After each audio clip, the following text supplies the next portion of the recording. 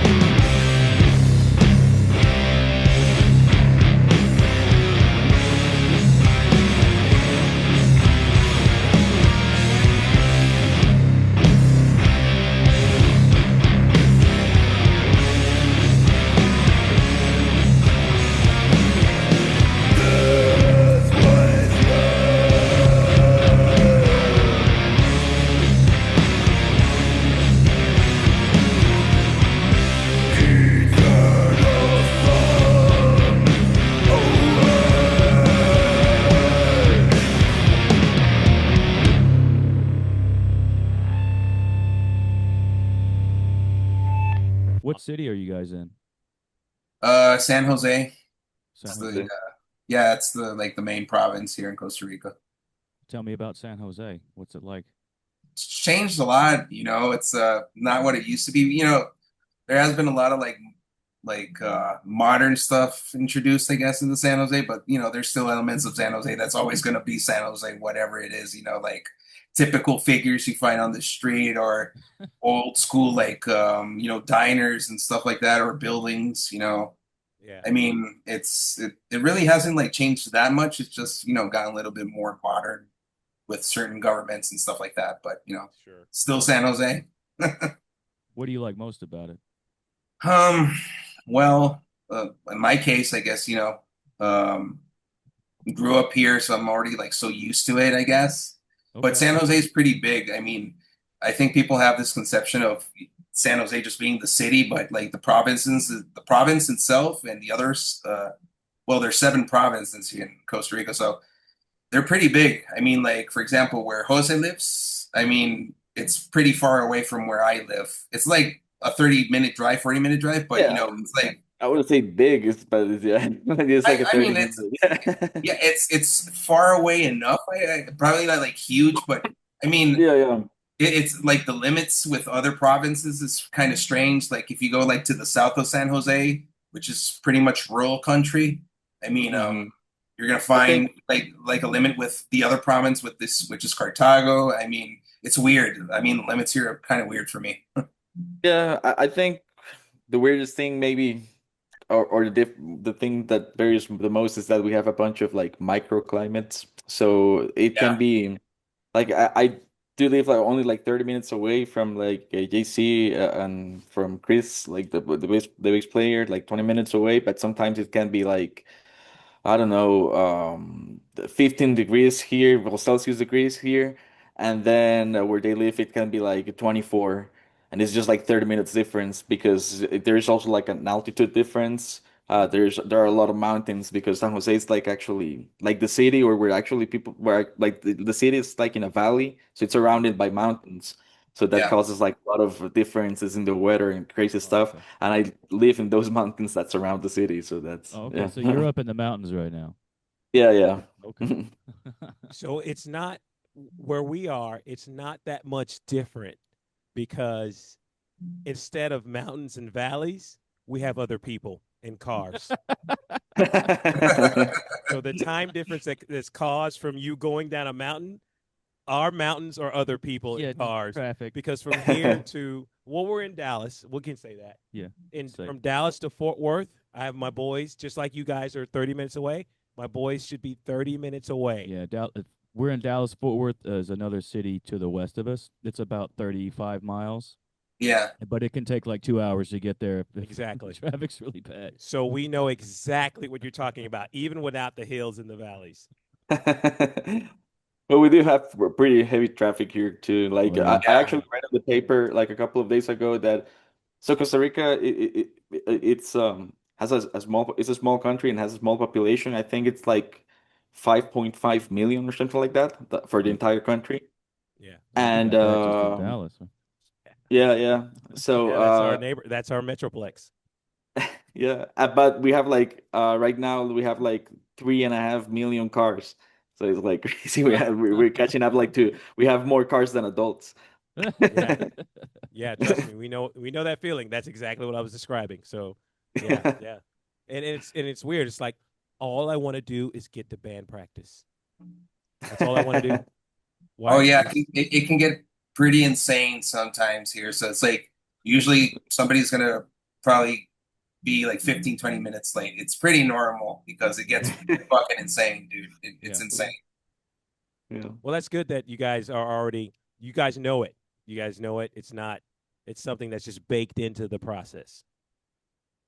Yeah. We've been doing it for a long time, so I Yeah. guess you get used to it. You try Well, to that's good. accommodate, but there's like certain areas where they put rehearsal spots that just don't work. Oh yeah. It could get Right. pretty crazy, but we have to work it out. All right, so we want to talk about this dope ass Talk about album. this record. We were just listening to Let's talk this. about this record. Yeah. Yes, sir. Sure. Yeah. Okay, so yeah, so tell us about the record, man. What give us give the audience an overview. If they haven't heard the record, they're not aware of the band. Tell us about the band, tell us about the record. Well, the record is a continuation of our first album, our debut Okay. album called The Necronaut, that came out like a little bit over 4 years ago. So to give a little bit of context on the story, the first album basically talks about bringing a dead king back to life that was pretty much um, went into obscurity because of the use of necromancy, basically, which was frowned upon in our storyline. So he dies, and then this warlock brings him back to life just to kill some people, and then it gets out of control. So this character, the Necronaut, starts bringing back his army, finds a specific type of plant to, start conjuring all these creatures back to life. So to bring him to Codex Pestilentia, it's 200 years later after that.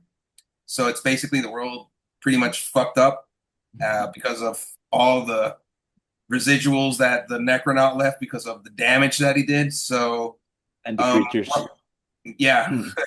So it's Yeah. basically like cursing the land and, pretty much desert wastelands and stuff like that, and obscure odd creatures in the way.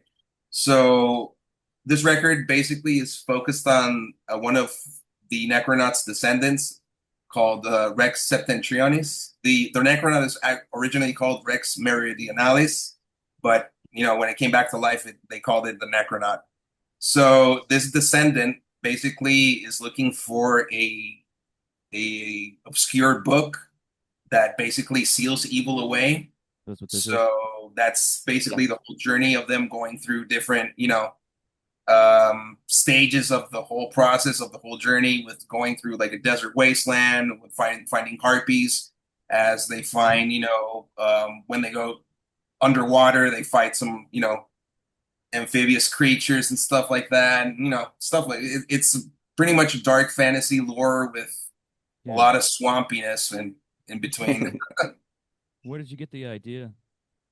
That's basically our bass player who did the Okay. whole thing. Really? He's much more of like this fantasy lore kind of guy, Yeah. more than us. I mean, we love the genre, and we talk about, a lot of like movies and books and, like even board games and stuff like that. But Yeah. like Dungeons and Dragons and Magic cards and stuff like that. But yeah, last time we were asked this question, and when Chris was in an interview, he said that he probably he got like inspiration from reading a bunch of like Tolkien books, Okay. and Yeah. Mhm. It sounds Yeah, very it sounds very Middle Earth. Yeah, right. Yeah. Yeah. sorta. Yeah, I mean, like he really went into the lore this time. He like pretty much did like a map of the whole thing, and he even made like a point system for like all the characters Yeah. that are Damage. involved. So I mean, like if in any given case, if like there was like a board game, then we had something to work with. But that's Wait, like There's HP involved in this album? yes, There's hit yeah, points? there is. And mana points and hit Mana points. And mana points? Yeah, Well, for sure. All right, hey, Nerds. folks at home, look what we're bringing you here. We're bringing everything here. That is awesome. Yeah, Okay. so it's been quite a interesting journey to, try to continue the story. I guess this time around we really like focused on what we wanted to do from the first time, because the first album wasn't originally what it was supposed to be, because we recorded it and stuff, and we didn't know what was going to happen, and the record came out. But we really wanted this time to like really get into the lore. So to put it in the like simple way, the Necronaut is basically the villain story, and Codex Pestilentia is the human story, so to speak. Okay. Right on. Yeah. So wait, okay, I'm curious about, because like you said earlier, you guys aren't as into it as he is. I'm curious, how did he sell it to you? How did he get you guys on board with It wasn't going hard. this way? Like, No, it wasn't hard. I We're think just I- far off. that sounds great. It sounds awesome. Like we're just like, oh, that's awesome. Like you Yeah. put into a lot of work into this lore, into these characters, and even like the hit points and all those details.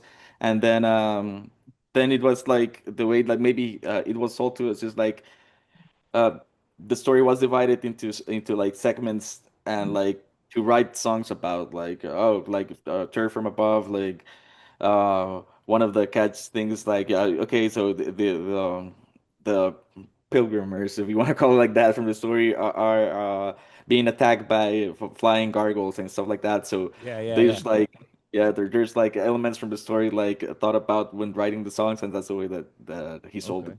this Nice. the idea maybe. Yeah. So he Yeah, I came in. mean, there was very little involvement like from our side of the story. I mean, probably like one other tweak here and there, but nothing really serious. I think we were pretty much like defined already, like of what type of lore we wanted to do. So we Yeah, just, yeah. went with what he wanted, what he thought was best, and we just fixed it from there and started Yeah. making songs from that. So he I think came in. we also. I'm sorry, go ahead. No, I was just gonna say he came in with a full like he had it all planned out, like Oh yeah. detailed. Yeah. So That's yeah. I'll put it this way. He made a map in which one of the continents of Forgot. where they go to, which is the War of the Gargantuan, is basically an island in the shape of a bong. So he made this whole concept of the clouds being, coming out of the bong with a little bit of lava and all this stuff. And I'm like, hell yeah, dude, let's go for it, whatever. Please send us that map so we can overlay it during that section. We'll We insert it. talked about it. We talked Oh, about we having somebody do an actual map and see Yeah, I if want to How see about that he has map, the man. drawing? Like, send a picture of the drawing. We can send Yes, it. yes. Yeah. I don't yeah, care if yeah. you Yeah, send us just take that. a picture of it on your phone. You don't have to Yeah. scan it or anything. Just snap it on your phone because we will Okay. overlay it during this part. We want to Send see that that to map. us. Yeah, Yeah, we will put that on there. got to see it, especially if it's in the shape of a bomb. Absolutely, man. I mean, Yeah. you know what we do here. You know what Things Are Beyond's all about, man. Nerds and rock and roll. So, I guess that can get into the music. You got the lore, you got the story. So musically, how do you write riffs to support that? Um. Well, but, it's more like the core idea, like the like the. It's not like so much like saying like, oh, I wanted to give this idea, so I'm gonna use this specific chord progression or stuff like that. No, it wasn't Okay. more. It was more like just the flow, or maybe of the riffs. But yeah, we didn't, because it's not like we were playing dungeon synth. We could do like stuff like that would go maybe more like with Dolores. But since we were playing riffs, maybe it's like the style of the riffs. But we did change like some of our influences from the first album to this album, or not that influences, but the way that we incorporated some more stuff, like stuff from like Helmet, a little bit of like more 90s stuff, a little bit like Alice in Chains stuff there too. Okay, yeah. Instead, like from the first album, we were going like full on like Sleep, and Yeah, right. this one is Yeah. like yeah. Yeah, So yeah. we thought a lot about what we wanted to do with this one, and what came out of everything was like Yeah. maybe we wanted to go like for this '90s sounding metal alternative, sound, I Hmm. guess. Yeah. Yeah. And we thought of bands like Helmet, like Oh yeah. Tad, Melvins, of course, Yeah. Yeah. and Absolutely, yeah. absolutely. So Uh, and that was one of the things that I guess with the reviews that caught my eye was that a lot of people mentioned that like grungy element, which we weren't like looking for that, but I guess it reflected because of the vocals and all that stuff, because it's Yeah. not the same type of vocals that we did on the first album. It's still mhm. aggressive, but it was much more thought in melodies and all that stuff, what we wanted to do. Yeah, Right. I think like a good example of the question before, like how to put in like riffs into ideas, like in War of the Gargantuan, one of the riffs has like a heavy like layers of flangers to like gave it this like wet feeling for the riffs, and this is because Hmm. it's like the creature from the lagoon and stuff like that. So that's maybe how we incorporated the ideas like with effects and certain riffs. But yeah. Okay, very cool. Yeah, with the samples too. So I guess that helps Yeah, out a yeah. little bit to to Mhm. Yeah. move The along the samples are story. cool. Yeah. Yeah, and Yeah. because I think that's something that we always like to incorporate, like samples and stuff, just to geek out a little bit with some movies, and at the same time, incorporate that like if it was part of the story. So, like for example, with that song that Jose mentioned, we used a sample from Creature from the Black Lagoon, and it worked out because for some reason it just went with what we were looking for. But it's stuff like that that you got to like sit down a while and think about and see what works out. Some well-known things work out, and sometimes you got to go a little bit deep and underground and find some weird obscure sample and stuff like that. But So we like to do that stuff. I'm glad you bring that up because how many members are in the band? Is it 4 or 5? Oh, it's 3. It's 3. Just three. 3. Power So trio. so how does can you walk us through just briefly how do you guys come to decision making on that? On because the professor here is well more in tune with the doom metal scene. I'm always curious about how you guys come your decision making process on how a song is structured when it even to the point when it ends, right? You guys are even more in depth because you have this whole lore behind it. Take us through like through the whole thing, but what is it like to your decision making process on getting from start to end on a song or even something as massive as an album? I know you went through it a little bit that he came with the lore, but what is it like when you're actually writing? How do you guys come to agreements on things? Um, I can, I guess, just like uh, we start like one writing riffs, and then it feels like the, or at least the way that you want to have like the a riff is like to flow naturally, like you're writing and then you come up and you just it flows naturally, like the next riff you're writing to connect to connect like riffs between each other, because our songs aren't like usually like chorus, or like verse chorus verse bridge. We go more like into just riff navigation if you want, if you will, just like, yeah, like flowing through riffs. And that's maybe how we approach it, like we just write a riff and then we wait for the next idea to come naturally. And but a lot of those ideas are like you think you have the next riff or the next idea, but then when you try to tie it all together, something feels off, so then you have to go back and just find something new that feels better. But yeah, I would say that's the way we do, and we just sit down like the members, and maybe I wrote a riff, and hey, did you guys like this? And they were like, yeah, maybe it could be better. But what if we change this note here, added this note there, stuff like Yeah. that. Just yeah, It So it's was very it was it was very collaborative. yeah, yeah, yeah, yeah, It's yeah. like so that I guess it's sometimes because usually like somebody goes like all in with one riff and stuff, but I think this time that I guess that's what made it much different than the last time, because last time it was like in my case I came into the band as the last member, so there was already riffs, there was already ideas, so I just came in and made my input with it. But this time around it was we sat down really like to make it feel like a whole process going on here, like with the song, since it had so much lore, right? So we really wanted to Mhm. make it flow as much as possible. So But I feel Yeah. that's really important though, that you like you just said, you came in as the last member, they already had it established, but you were good with it, right? You were able to integrate yourself with it and then in the next phase present your own things and feel comfortable to go ahead and just like, all right, guys, I know I came in this way, but I got here's an idea too. Start to present your own ideas as the last member of the group. I mean, also to put more into context there, I'm also a guitar player, Yeah. so that helps me, bring other ideas as well. Or if I see like some chord progression that maybe could be different or stuff like that, I do put my input with that.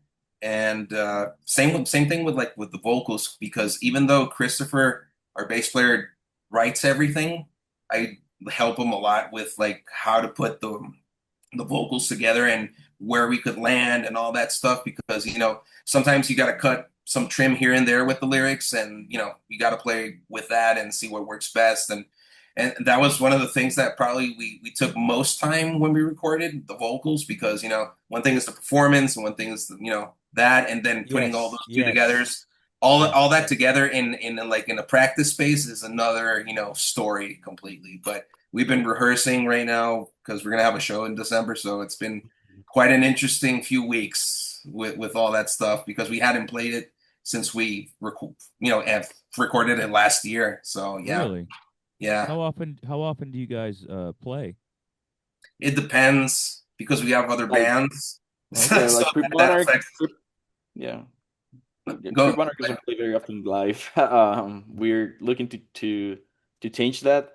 But yeah, so far, like I think we've only played like 2 shows here, like locally in Costa Rica, and a couple of Really? shows in Mexico. Yeah. Mm. Yeah, We've actually, been our first shows were in Mexico. yeah. We talked to Satanico Pandemonium, and they put Yeah. a mini tour together.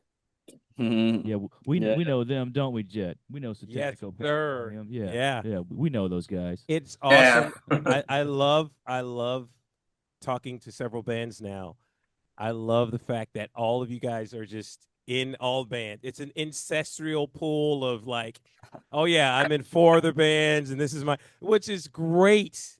I mean, I saw a microcosm of it, playing in Dallas Fort Worth, but like you guys take it to another level.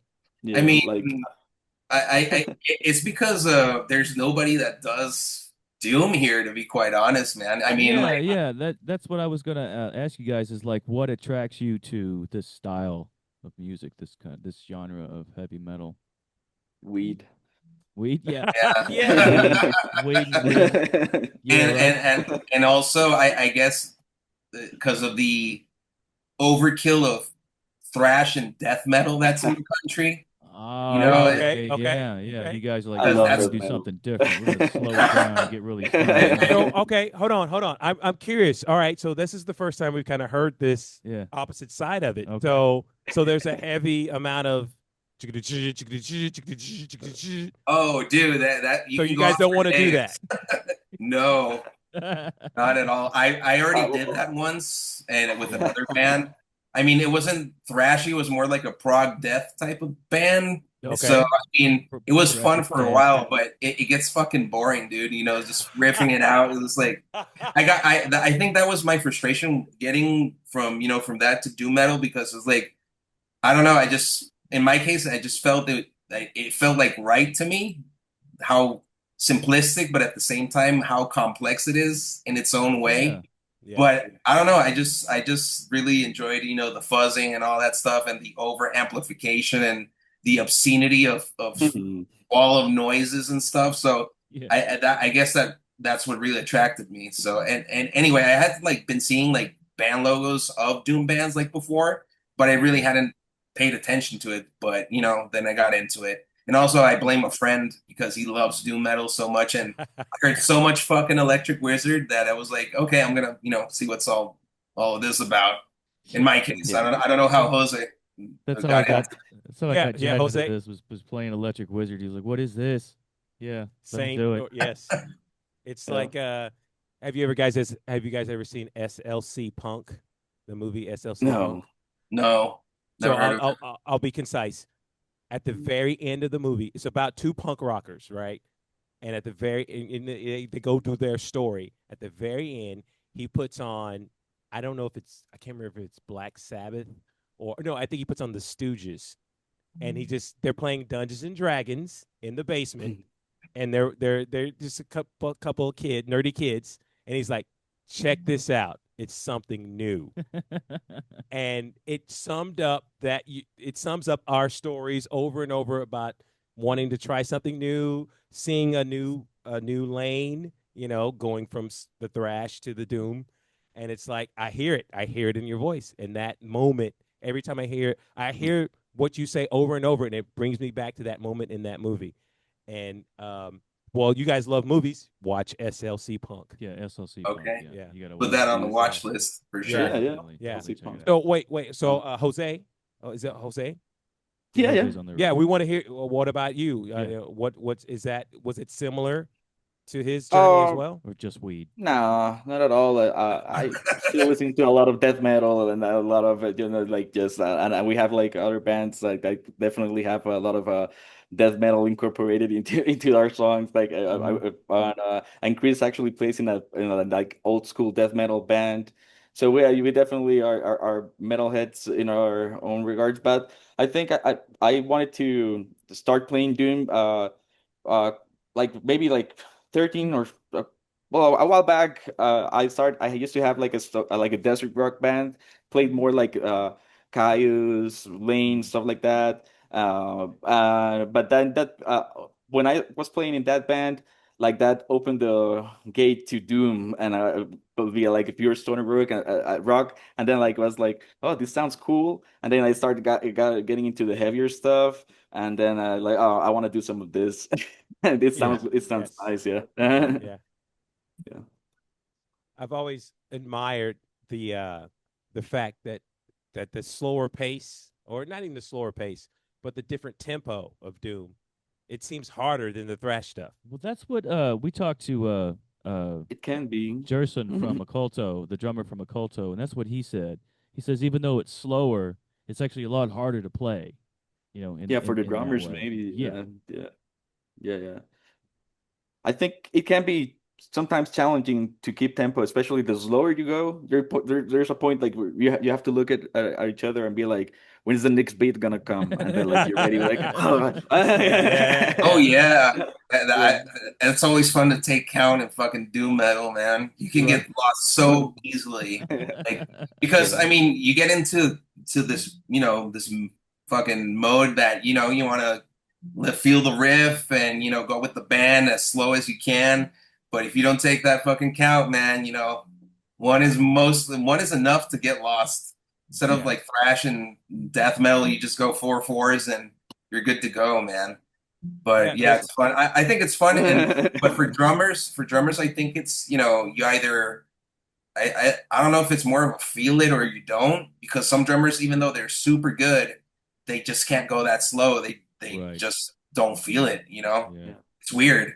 But I guess it's we try to make our stuff like more like jamming type of thing, so we don't really try to worry about if we're going like super slow or super fast or this tempo. I mean, we kind of it's more of a feeling, and we do sometimes talk about like tempo, but for specific things, not like for like a whole song or like a whole riff. It comes out however it has to come out, basically. Sure. I would say like that also, like when you're picking like when to end a song, like you're just playing that riff that this feels like the song is done. This feels like a good ending riff. It feels like a good conclusion, but it's not like you're writing a riff to beat the end. It's just like it feels good and there it goes. It ends. Yeah. Maybe when you're writing like a riff to end an album, you have to think a little bit more just to have like this feeling of like, okay, this is actually like a conclusion, and like to feel this like not just like be like an abrupt end to an album. So maybe in those cases you have to do it, but yeah, most of the time it's just like my feeling. That's some bullshit, man. That record store ain't got nothing heavy. Nothing heavy at all, man. I need some real shit, I man. need something mainline heavy. Yeah, some Doom. I need some riffs, man. Drop like an atom bomb Some heavy. Doom, dude. I want my mind vaporized. I want to be in outer space right now. You dig it? Yeah. Hey, I got what you need. What the hell do you want, spaceman? Y'all looking for that real shit? Yeah. Y'all looking for that heavy shit, that doom shit? Yeah. Y'all looking for those sweet, tasty, sticky riffs that'll totally fuck you up? Hit me with it, spaceman. Hit me with that real shit, that Doom. Check this shit out. Things from beyond, motherfuckers! Things from beyond. Things from beyond! Things from beyond. Things from beyond!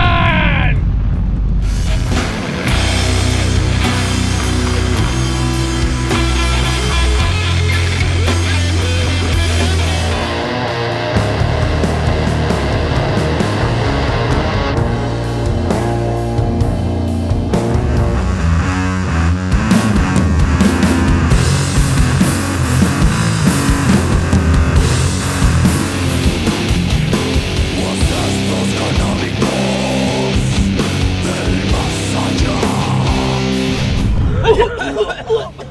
you feeling now? That heavy enough for you? Got that fuzzy kind of feeling? Bro, that's heavy. That hits hard. Yeah, man, that's some real heavy shit. Some real doom. Things from beyond, motherfuckers. Things from beyond!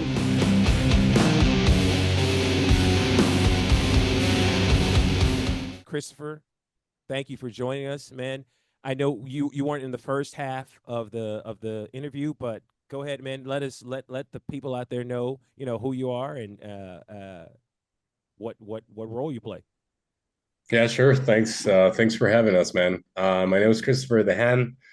I've been playing with Crypt Monarch since its inception, basically, and I'm its bass player and second vocalist at this point. Right on. And so, for everybody watching the first half, now we've been talking about how you brought about this album and the things that you've created for it. Like your bandmates did an amazing job of describing it. Can we get a little bit of it from the source and let us know where did you come up with this from? Where did this come from?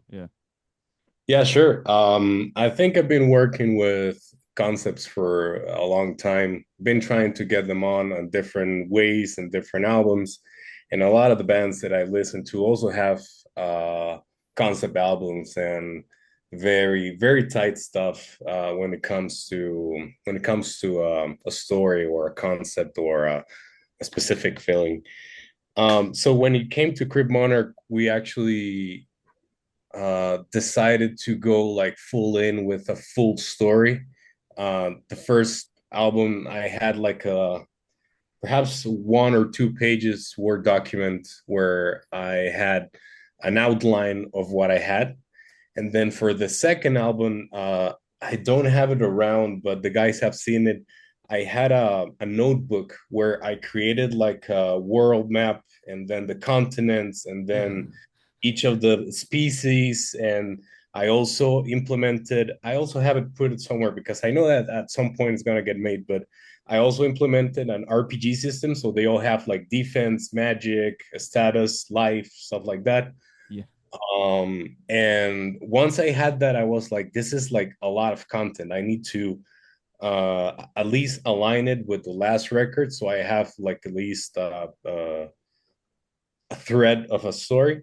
And then I began wondering if maybe this album is not focused on the Necronaut, but rather on what happens when the Necronaut awoke, and then what happens to the world, what happens to the people living in it, and what kind of horrors do they find along the way. So it's more of a human-based record rather than a monster record, which was the last one.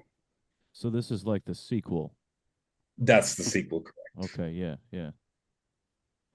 Okay, so all right, so we were curious because Jose said something very interesting before we got for free Zoom screwed us, but he was mentioning like riffs and how you go through them to end a song, but a ending riff can be different, and this is for everybody. We're very curious because your last song is a 2-parter on this particular album. So, and this is for anybody. We're tell us a story about, like Jose said, how did that come about to decide on that? I think the 2-part thing was just like a decision after the song was actually already recorded and stuff and made. It just like had a nice ring with the story and the way that we were telling like the story but from like a song's perspective, like maybe it fit because we had those pauses and like the way that the solo ends and then it starts again with the riff. It kind of like aligned for us to do that idea, and maybe it came from other bands that we listened to, older stuff like Emerson, Lake and Palmer that did that stuff and Right. but yeah, maybe that's where it comes from. But yeah, I would say that yeah, I don't know what else to say about that. I think that the ending riff, for example, like the last riff of the album, that's probably the first riff we had for the album. We just knew that it was like an ending riff. because he was like, yeah, that sounds like nothing can come after that. Like, it needs to close out the record. So, Yes. and we actually had a lot of issues because we didn't find like a way to push it. For example, halfway through writing Eaten by the Castle of Flies, so the last song, we actually finished with that solo, and we were like, wait, we still have that riff, we haven't used it. So that second part of the song came about like, okay, how do we put this together? So it actually came like backwards. We already had the finish, and then we started working backwards to the first half of the song, and then working the first half of the song in. It was actually a little bit more like organic that way. Mm-hmm. That specific song, because it was like Chris said, like we had that riff and it felt like an ending, like what I was saying before, like because some of the songs we just are riffing around, and then we know like, oh, this riff feels like an ending riff, so the song like just like stops naturally. But in this case, like because it was like the ending not only of the song but of the album, we had that riff and it was like, yeah, we have to use it. So I'm curious, and I'm sorry, Travis. All right. 3, 2, 1. Sorry, Professor. I'm curious about those moments, those in between moments where you're like maybe not in the studio, and you're talking about that moment.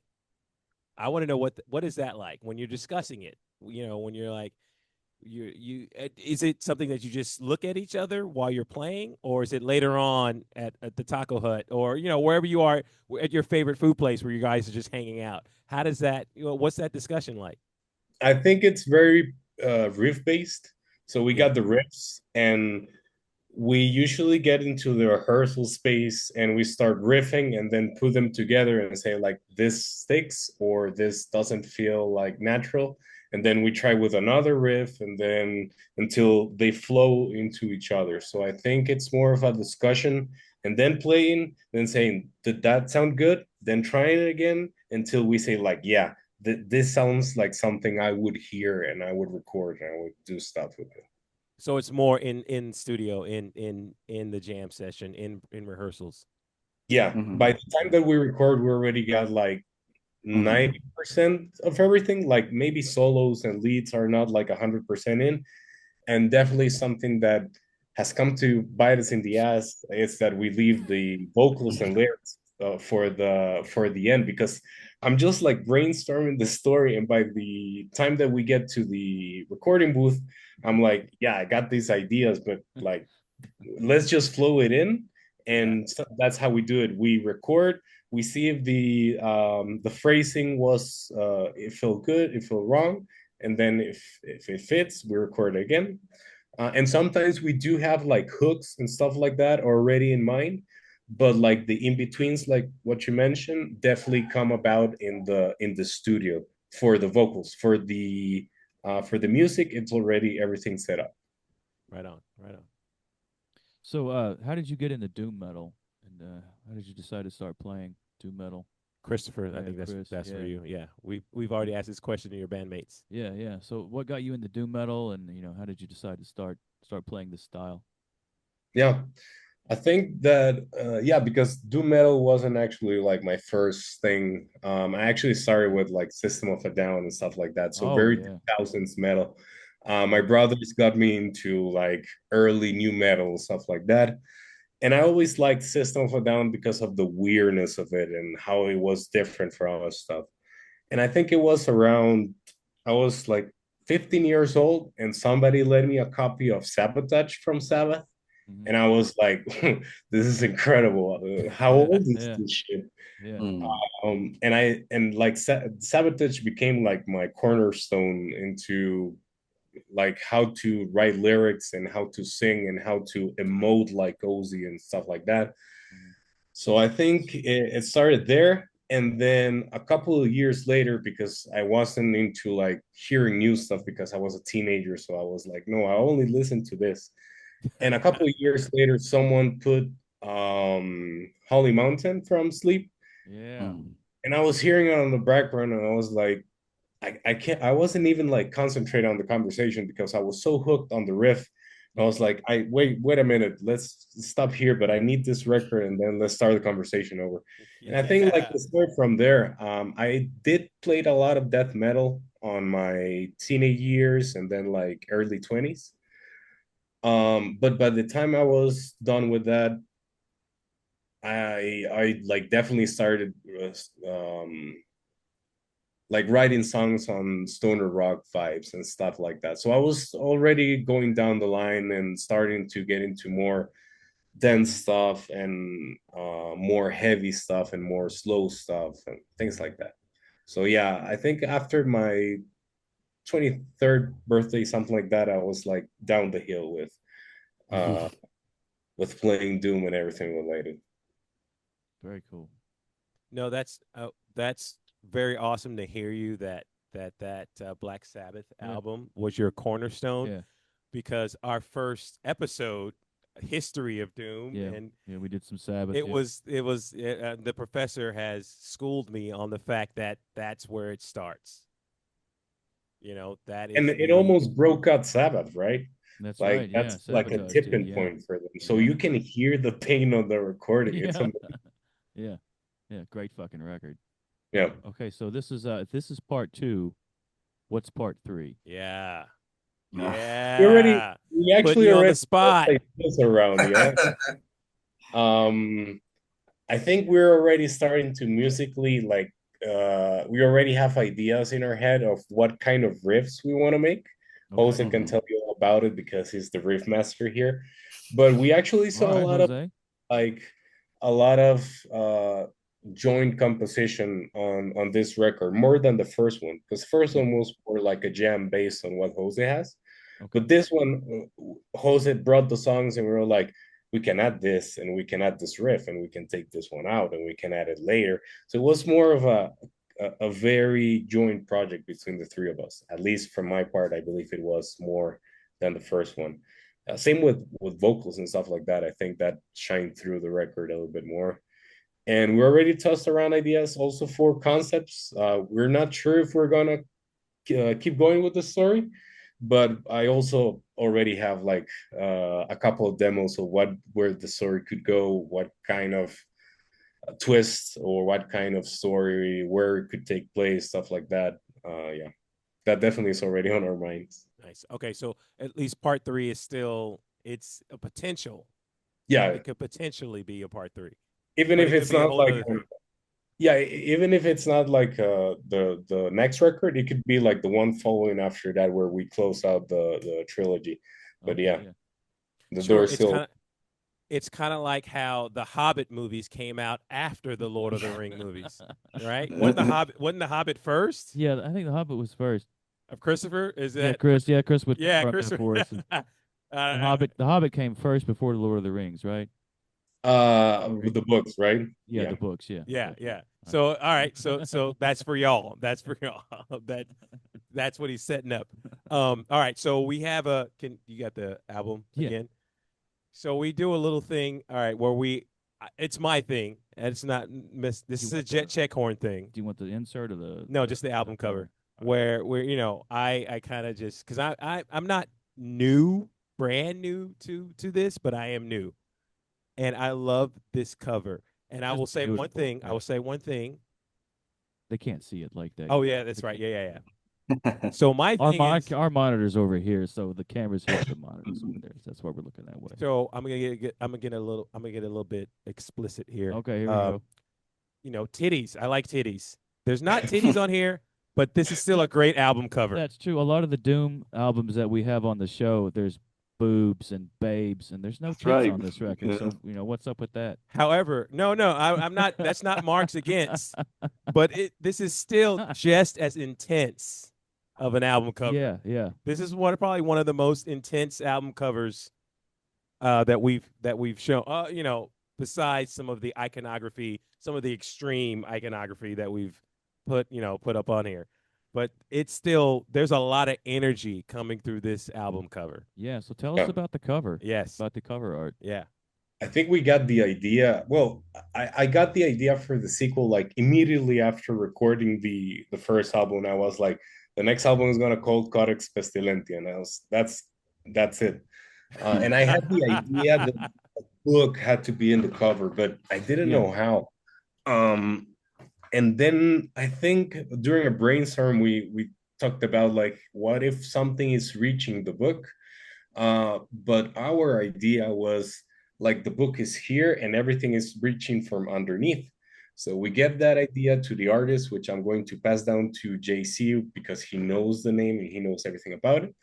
But he took the idea of actually looking from uh, like it's in front of you, so you're seeing the creatures reaching in. So Yeah. the approach is, I think it's better, and I think it looks cool as hell because of the colors. If you have like changing lights in your room, that's Yeah. gonna look amazing when you Yeah. play it Right. because all the colors flip out. It's amazing. It looks so cool. Yeah. So Also, JC, like, yeah. How did it come about? How did it come about? Well, I actually found the artist. We were like scouting to see who was a possibility and what type of, artwork we wanted to do. We were pretty sure on the fact that we wanted like something more of a comic book based, type of Tales from the Crypt type of, Tomb of Dracula, old school Marvel type of comic book cover. So, like Totally. in my Instagram searches, I stumbled upon a Russian comic book artist called Alexei Gorbut. He's well known for doing a lot of artwork for like stuff for medieval stuff, but mostly he's been known for the Castle Rat stuff. So he's been doing like posters for Oh, that Castle band. Rat. We saw Yeah, Castle Red a couple They were months just ago. yeah, We yeah. just saw them. yeah. Yeah. So I found him based on that, not from Castle Rat, but it just came Sure. out of my feed, and I was like, well, it looks fucking cool. So passed it along to the guys, and they approved it. And I talked to Alexi, and it was pretty easy process. Everything was really smooth to do. So yeah, he awesome. was spot on with the execution of the idea. Yeah. He I- he, he basically gave us like the outline, and what you see is basically that outline. So it wasn't much of a lot of fixing to do. So we just like probably fixed a couple of colors, and that was it. But what you see is exactly what he did. What we gave him was like ideas and pictures of what we thought it could look like basically. So I see three hands reaching for this book. Is that your guys' three hands, or is that just a coincidence? I no, think it's that was part of it. Yeah, go ahead, Christopher. That he can tell you better than me. That's for sure. yeah, like the actual players on the cover are like the skeleton hand and the knight hand. So those are the necronaut and its descendant. And then Ah, the lagoon creature is actually one of the gargantuans, the creatures that are protecting the codex. But it was at some point we did say like, hey, let's put three because we're three. So each one of us at some point can disguise as one of these and came out of the concert. I think one of the things that we wanted to do was with the cover itself, like if you grab the cover physically, it felt like you're grabbing the book itself. So that was kind of the main things that we wanted to convey with that cover beyond the fact that it was a comic book type of thing. Yeah. But I think Alexi did a great job doing that. He really envisioned what we wanted, and great guy to work with, and super cool artwork what he's doing. So I guess it's that what we wanted to do in the first album, like do like a kind of comic book concept, but we weren't able to do that because it was so DIY that we worked with whatever we found that felt right for the band. But this time around, we really wanted the cover to pop out and make you feel like you're grabbing the book itself. So it went around that area basically. Right on. all right. So we've talked a lot about comic books and movies. All right, let's go. Let's go round table. Favorite movie, JC, go. That's super hard, man. Why you're gonna put me in that There's position, no wrong answer. dude? There's no wrong answer. Your current favorite movie. I guess the one that I saw recently that I really enjoyed watching again and hadn't like really put some perspective on the movie was There Will Be Blood.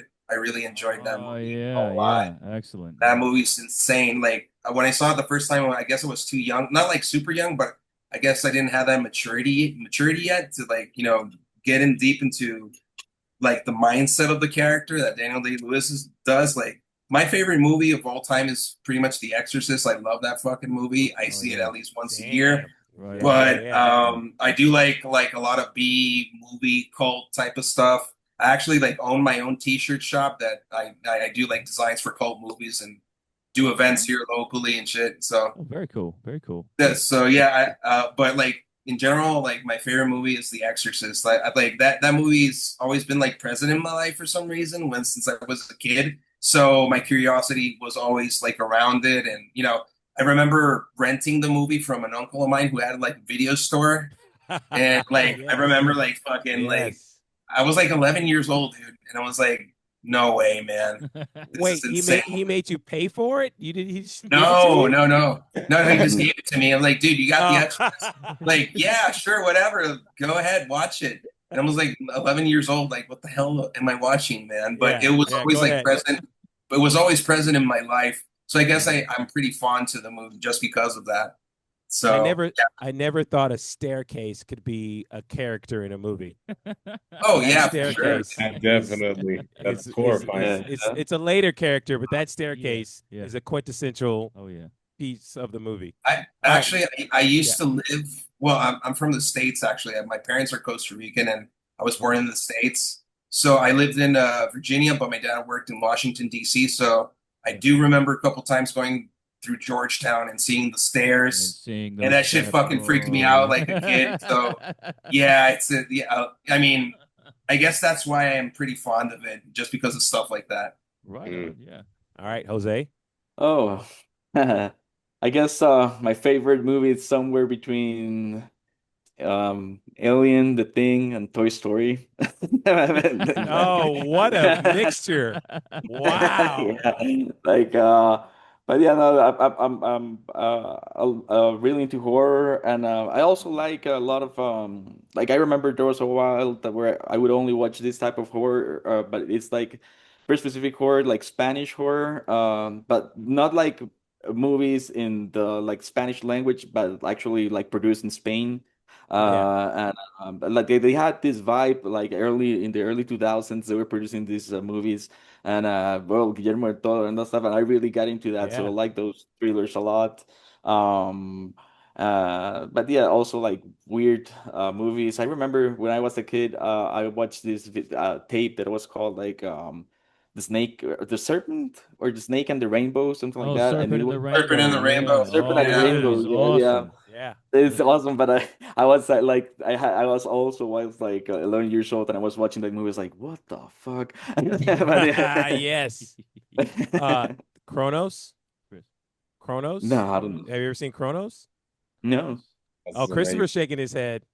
Oh, Mm. no, you should check out Chronos. I think it's I can't remember the name of the director, but I think it's Mexican director.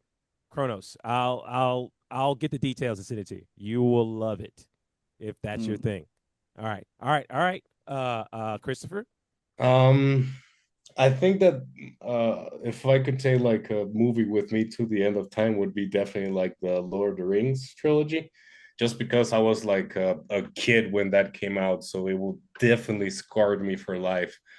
But I think like my favorite movie ever is it's either The Shining or Space Odyssey, and just because of Yeah. I don't know, Yeah. it's for me Kubrick is like a very doomy director. It's Oh, yeah. long things and the shots are long and they stay, and like even the Wendy Carlos soundtrack for The Shining, it's out of this world. Like Mhm. JC actually got me the Rocky Mountains, I believe is the song. It was a 7-inch that I think it was Mondo who did like a repress a few years ago. So they only did a 7-inch because of the music rights, because I think they had other artists. I can't really remember which artist, but since Yeah. Wendy Carlos was the one who basically did the song specifically for The Shining, they were only able to put out the main theme and the Rocky Mountains theme. So it's Yeah. like a small 7-inch. It's Yeah, really cool, dude. It's really cool.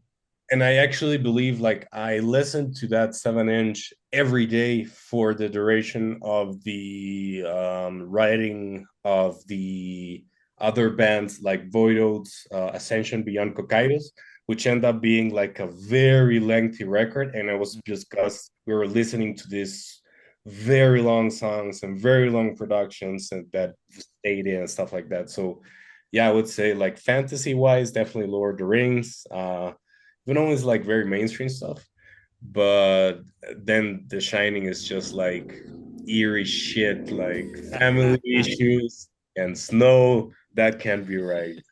I don't think I've ever heard that, which is a perfect, comparison. I never heard that Kubrick is Doom. Oh, Kubrick fucking dooms, man. Yeah, Absolutely. but it makes Yeah. sense. As soon as Yeah. you said it, I was like, oh shit, Oh, yeah, he does. Kubrick dooms. Space Yeah. Odyssey actually has like the interlude is like Yeah. 3 minutes of noise and a black screen. Right. And Yeah. I'm like, Yeah. this is too much fuck. Yeah. Yeah. Now that I think about it, I Yeah. mean, I've never heard. I mean, obviously, I why would I make that connection? But hearing it now, I'm like, I'm not gonna. I can't argue with you. Can't argue with it. It is on Yeah, point. man. Right. Yeah. Totally. Have you seen the extended Lord of the Rings trilogy? Have you seen the Yeah, I extended version? actually I go back and forth because I have like an annual meeting with a couple of friends to watch the extended version. But in my This point of guy. view, but in my point of view, I prefer the cinematic release just because the Peter Jackson actually had said himself like this is like what I want people to see, and the Yeah. extended edition is just for people to enjoy more. But this is the cinematic version is what I want you to see. Right. Fair enough. Fair enough. Wow, that is cool. That is really cool. Give me 1 second. Hold on. There you go. We're gonna power through that. Free Zoom. Free Zoom. Free Zoom. So okay. Yeah, that's so I bring that up because I spent a weekend on my couch, horizontal, watching the extended versions. And I was like, this is amazing. Yeah, it Like totally is. the extra stuff. I can't remember his character's name, but the Sean Bean, he gets more. Sean Bean's character gets more. I can't remember his character's name, but the Boromir. He gets more screen time, and I'm like, yes, yeah, that's what I want. I wanted more of that, and I'm like, oh, but he still gets shot with huge arrows. I actually like better Sermon's death on the extended edition because you actually see why he died, and on the cinematic version you only see him falling Fall over from the tower. Yeah. Yeah, no, I noticed that too. I was like, oh, I didn't comprehend it at the moment that I was seeing more of it because I was just waiting for him to get thrown off the tower. But then it's like, oh, wait a minute. I only ever saw him just, there you go, dead. Get off here. Get off the tower. Yeah, So, yeah, exactly. No, I feel you, man. I enjoyed those extended versions a lot. So, all right, awesome. You guys have a very eclectic mix of favorite movies. So I see where all this comes from. With Toy Story thrown definitely. in there. Yeah. Yeah. Curiosity, man. Right? Oh, that is awesome. Yeah. All right, man. Well, you gonna answer your own question? You gonna tell What? them your favorite movies? Fight Club. Yeah. Oh. Okay, I'm sorry. 7 and Fight Club. Yeah. 1A, 1B. Definitely. I am David Fincher, so the reason we know each other is we went to film school together. And during that time, Fight Club came out, and my first R-rated movie that I ever saw was 7. And so 7 is amazing. And I did not want it to be the same director because I'm like, hey, I have depth to my life. I don't just pick the same thing over and over. But yes, no, David Fincher is my up on high, and I'll give you a brief story. Fight Club. we had a film professor who was new to the university, and he was teaching a class, and we had a little bit of a back and forth, because I was like, no, I don't think so. I don't think so. When the lights come up at the end of Fight Club, we stand up, my friends and I, and that professor is a few rows in front of us, stands up, and we turn around and like, Professor, you're here too? Oh, he was in the audience? He was in it. We were both watching at the same time, and I was like, that's the greatest movie ever made. I mean, like, I paraphrasing here, but he's like, he didn't agree, but he didn't go like, okay. He was like, okay. Because he couldn't, because he's the kind of guy who would be like, no, this is because this, and this. And I'm like, and we didn't go at it, but it was more or less, he couldn't deny Fight Club. Yeah. So it is there. But yeah, that's from my younger days. those so lately, I would say, as I've gotten older, favorite movie of all time.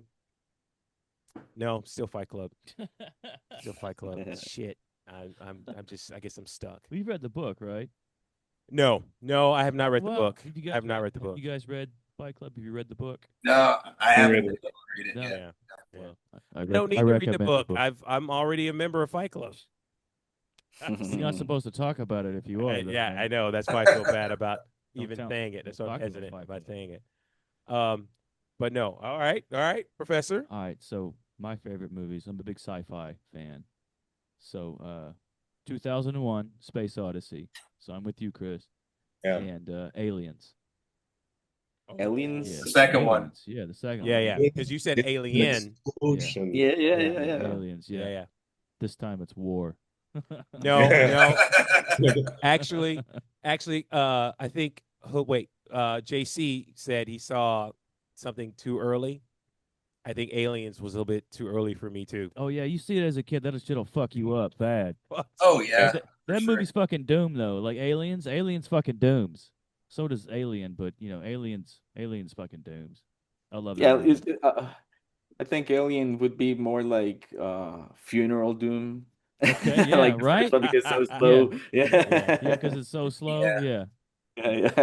So we're talking about. I want to share. You guys are awesome. I want to share a brief movie story with you guys. Terminator, Terminator, first one. Terminator, yeah, 84. Parents rent it for me. We watch it to a certain point the night before because like bedtime, son.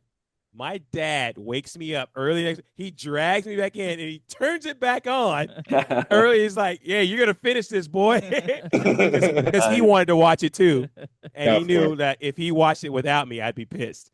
Right. And I'm like, but he woke me up early to watch like more Terminator, which I was like, "Dear God, what am I watching? These people he's killing people left and right." Before I really understood that, like, no. It's not real, I was so young. Yeah. Yeah. When I was a kid, I think I was like 10 years old, something like that. My mom is she got me into movies because she likes a lot of movies, and she got me into, like, for example, my favorite movie wise, like in my childhood, is definitely like The Sound of Music, because my mom loves music. I hate them, but The Sound of Music is such like an anti-Nazi statement of itself that I just love the movie. But I was like 10 years old, and she was like, "Do we want to go to movies?" I was like, "Yeah, of course." It was like an alien movie, well, yeah, sure, I love aliens. She took me to see Signs at 10 years old. I nearly shit myself on the movie. That'll fuck you up. Yeah, when you I think that by that time I was like already like too afraid. But the one that stuck with me is the leg on the cornfield. Oh yeah, like, the little leg. That man, that image fucks me up every time. Like even now, I hate that. But yeah, I love that movie, and it was super responsible for my mother to do that. Okay, Christopher, you know what? You bring up so there is one thing that we've talked to a lot of other bands about that I just realized we haven't talked to you guys about. Oh, what the? Well, no, because you bring up when you bring up the Sound of Music, anti-Nazi, everything that's going on in the world right now. Yeah. You know, we've asked a lot of bands. You know, how does your scene where you are in Costa Rica has it influenced your music? Because shit's crazy right now. You know, and I know obviously this album was written earlier, but I just kind of want to get a feel of like what is it about Costa Rica? Excuse me. What is it about Costa Rica? What is it about the things that things that you guys believe in? How it influenced? I know there's a heavy lore about it, but obviously there's some present time things that have to seep into that. And we're just curious. We want people. Well, we're not just curious. We want everybody to know how your region that you live in affects your movies, its politics, its dynamics, everything. I think that for me, like the main thing that I could draw on from real life is that I always write about this stuff that deceives people. And if you get into Costa Rican politics or know that this is what they do, this is like a deceitful game.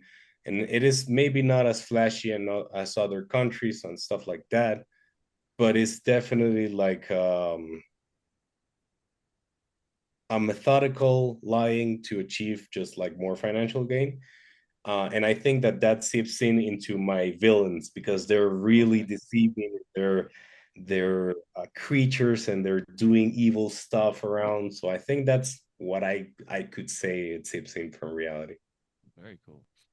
I guess that's got to be more like subconscious than thinking about it, but Okay. like I wouldn't say like for instance, like when we're playing live shows and stuff like that, it's not weird that we make like political statements regarding Costa Rican politics and stuff like that. So we wouldn't say like we're apolitical, not at all. So we do get involved, and we have uh like a stance and stuff.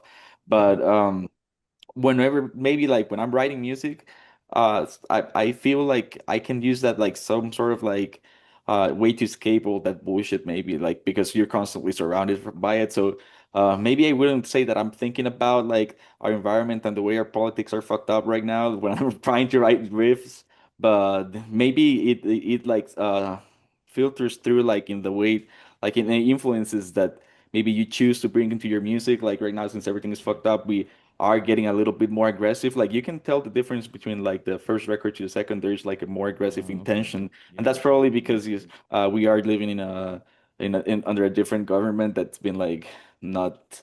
Well, we're not so fans of, but Yeah. We're kind of living in a Trump-esque type of yeah, thing. Oh, you got yeah, one of it's, those it's down been there happening. too, huh? Yeah, Okay. yeah, yeah. Yeah, they usually call like Costa Rica like Little America in that aspect. Really? So Okay. yeah, we're going through some bullshit with this guy right now. Well, hold on, JC. JC, same question to you. Yeah, We want to yeah. hear your full on. I know you were talking about it, but we want to hear your full on Yeah. stance on it too. How does it influence you, man? I think I'm more like with Jose on this one. Like, I mean, I guess it does manifest somehow, but I don't consciously think about, this is gonna be talking about one specific thing of politics or stuff. Like, yeah, I mean, I try to mostly focus on the riffs and stuff because yeah, it's too much fucking bullshit, man. I mean, it's already hard enough to start, thinking about how you're gonna survive every day and now to incorporate it, I guess, like Christopher said, in a way it manifests like in some sort of aspect like a monster or a villain type, if in this case like with the lore that we create. But as for my approach to when I write stuff, I really don't think about stuff like that. So I don't know, I don't feel like that need to like call it out so much. We have our stances, and we respect our opinions and stuff, and we support other causes and stuff. So I guess that's much more fulfilling to me than calling out some douchebag who's taking care of the country. Fuck that guy, man. Seriously. Yeah, it's already being done by a lot of other people. You got other things to Yeah, do. that's why there's a lot of thrash bands for that, man. Right. Okay. Yeah. Political all they want, man. Yeah. Go for it. Guys, it's been an awesome interview. Yeah, You guys are yes. fucking Well, amazing. The name. Incredible time and incredible just getting getting to know more about you guys in depth. Yeah. But we do have one thing. We do have one request One more question. that we want to ask from you guys. We have been trying to name this place that you see that we're shooting from. We can't come up with it, so we've been asking more creative people what should we name this place? This what you see on the camera, Yeah. what you see on the screen. What should What we call it? any Easy. just even yeah. It's right there. It's the spiral room. Oh, the spiral room. Oh, okay. All right, That's we a good one. We got spiral room. That's a good one. JC, Jose, anything? Oh man, I'm s- I suck. That's Hey, no pressure, no pressure. I mean, we want it to be off the cut, Yeah. off the dome. So I mean, yeah.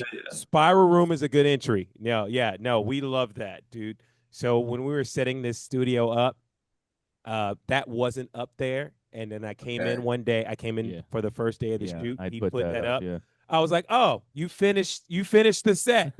Perfect. That was what was missing." So that's a good. Yeah, I even noticed it as well because I was like, we need something up there. I didn't know what because I won't say who owns this place, but obviously someone has more say over it than I do. But when I came in, I saw that. I was like, that's perfect. And the fact that you say Spiral Room, okay, it's in the running.